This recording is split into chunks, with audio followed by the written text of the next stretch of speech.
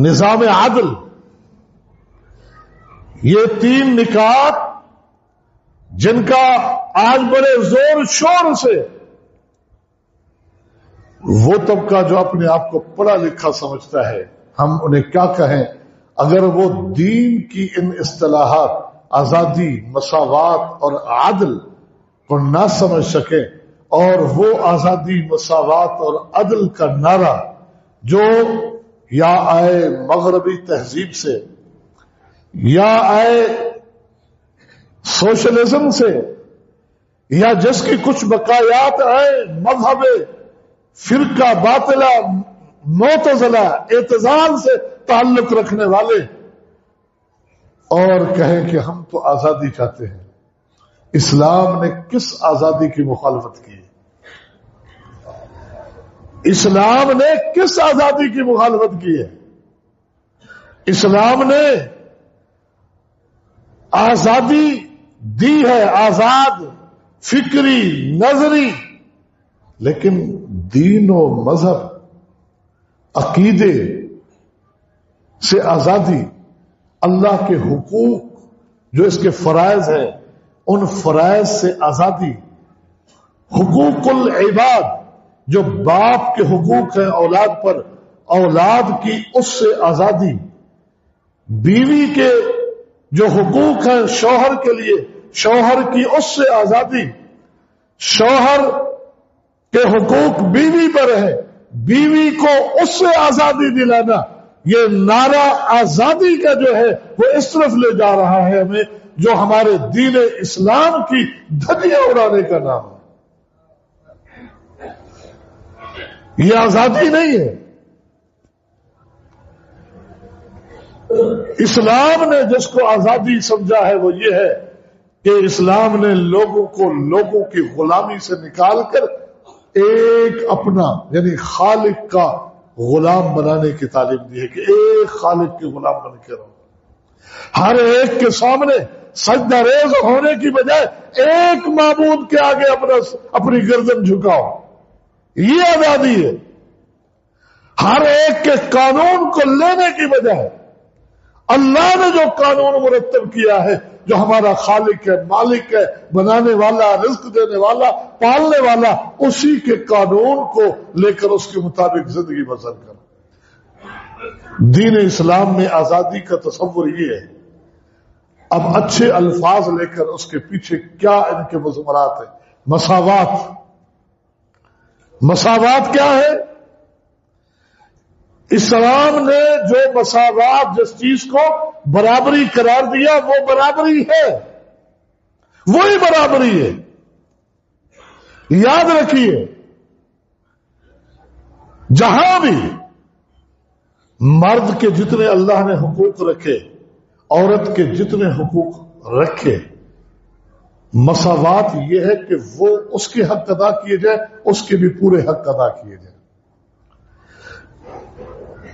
برابری اسلام میں جو تصور ہے وہ یہ ہے کہ ماں کا حصہ اگر کہیں چھٹا ہے جائیداد میں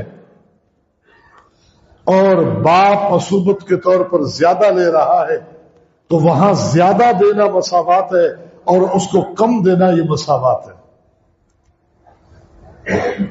یہی برابری ہے کہ پورے کے پورے ان کو حقوق دے، یہ برابری ہے۔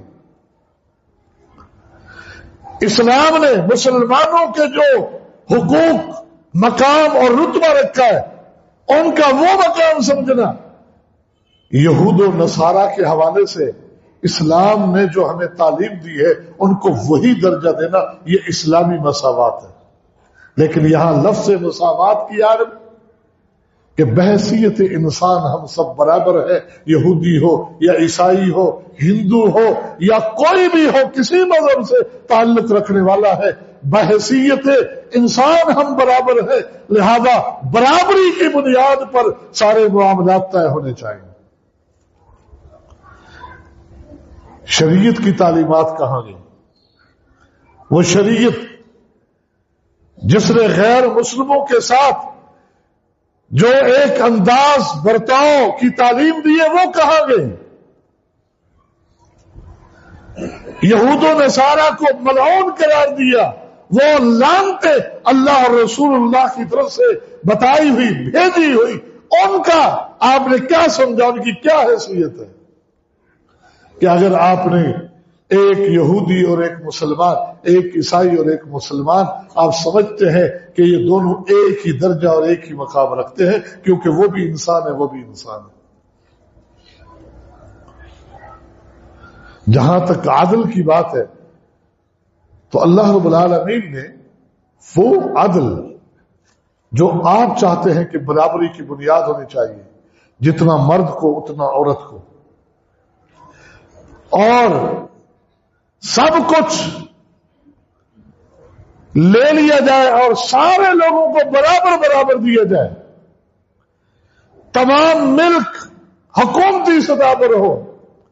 آپ اس نقطے پہ غور کریں تو اللہ نے کس چیز میں برابری، وہ والی برابری رکھی ہے، مال میں برابری رکھی، حسن میں برابری رکھی، رنگ و نسل میں برابری رکھی۔ اللہ نے کسی کو کالا بنایا، کسی کو گورا، کسی کو مال زیادہ، کسی کو کم، کوئی طاقتور کوئی کمزور۔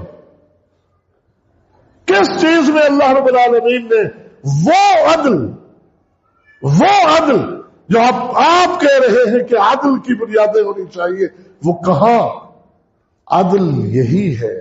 اس کے باوجود کہ اللہ تعالیٰ نے کسی کو کم، کسی کو زیادہ، کسی کو کالا، کسی کو گورا، کسی کو عزت میں زیادہ، کسی کو عزت میں کم، نہ مرتبے میں برابر، نہ عہدے میں برابر، نہ رنگ و نسل میں برابر، کسی چیز کے اعتبار سے۔